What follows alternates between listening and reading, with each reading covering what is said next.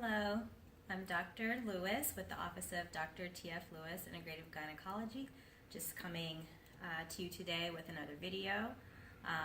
Today we're going to talk a little bit about menopause and the menopausal transition and a study that just recently came out that was kind of interesting. So, just a little bit about menopause. First of all, menopause and the menopausal transition describes a constellation of symptoms that women get when their ovaries begin to fail and they stop producing as much female hormone, as much estrogen as they were previously. Once that starts happening, which generally is sometime in the 40s, mid-40s, women start to, maybe have some symptoms. The symptoms of the menopausal transition are variable. We always think of hot flashes, but the menopausal transition is much more than just hot flashes. It can be an entire constellation of symptoms. Women can have insomnia and sleep disturbances, subsequently waking up the next day unrested and being sleepy, having a lot of daytime sleepiness and being tired from not being able to sleep. Depression and mood symptoms. One of the things that people come to me the most saying is they feel like they're just not themselves, or they feel like they're losing their mind, they're going out of their mind. And that doesn't necessarily mean that you just have depression now. It could just be that you're going through the menopausal transition, and there's treatment for that. But depression, mood symptoms, memory loss, cognitive changes, vaginal dryness, and subsequently sexual dysfunction, itchiness, joint pain. So there's a ton of symptoms that a lot of women don't even realize are symptoms of menopause, first of all. But so constellation of symptoms is what describes menopause, and we say that you have been through menopause when you haven't had any cycles for a minimum of 12 months. So after you haven't had any menstrual cycles for a full 12 months, you've completed menopause. So that's a little bit of background of menopause. So what this study looked at that was interesting, and the average age of menopause in the United States is about 51, give or take a year or two in either direction. But you could start having symptoms, in the mid-40s usually. Before that, we would call that, premature menopause if it happens before the age of 40. So this study decided to take a look at what factors determine how long you go through the menopausal transition.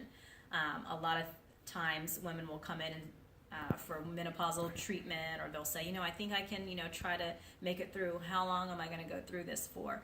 And, the answer is it's just so variable. For some women, it might be a year. For some women, it might be several years.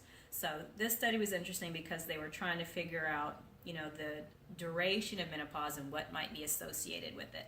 So they looked at a lot of different things. They looked at over 1,000 women and looked at, age and race, education, BMI, smoking. They looked at a lot of things to try to determine what are the things that cause the duration of the menopausal transition to be longer.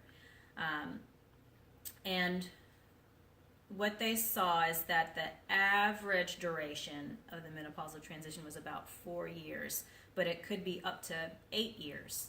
And what was interesting is that the thing that they saw the most heavy association was the age at onset of the menopausal transition had the biggest correlation with duration, meaning the younger you were when you started having symptoms, the longer the transition tended to be. So the earlier the onset of your symptoms, the longer you could be going through the transition and having these kind of symptoms. Another association that they saw, although not as heavily as with the age of onset, was smoking. So that just continues to show smoking is adversely related to everything, and just the cytotoxic effects of that. It causes premature aging, and in this case, even premature reproductive aging. So just something that was interesting, and of course, this is just looking at data that they had women fill out a lot of questionnaires and things like that, looking at menstrual calendars. So there's more, information that could be done with this as far as future studies. But it's interesting to know if you're younger when you start, you can expect to be going through it for longer than someone who started the transition later. So as always, if you are somebody that's having troubles with this or having a lot of symptoms and it's affecting your life, I always say when it's affecting your quality of life, it's time to go see somebody and get some treatment, because there are a lot of options, from natural options to bioidentical hormones to other kind of options. There's a lot of different things that can be done to help a woman through the menopausal transition, to kind of get through it gracefully if they're not able to tolerate the symptoms. So if that's you and you have a lot of symptoms that are giving you a poor quality of life, you can always make an appointment to come see me. You can make an appointment on my website, www.drlewisgyn.com. And as always, if you have any questions or anything that you want me to look into, or anything that you want answered, you can always leave a question in the comment box, and I'll do a frequently asked questions video or response video to whatever your questions are. But I will see you next time, and God bless you.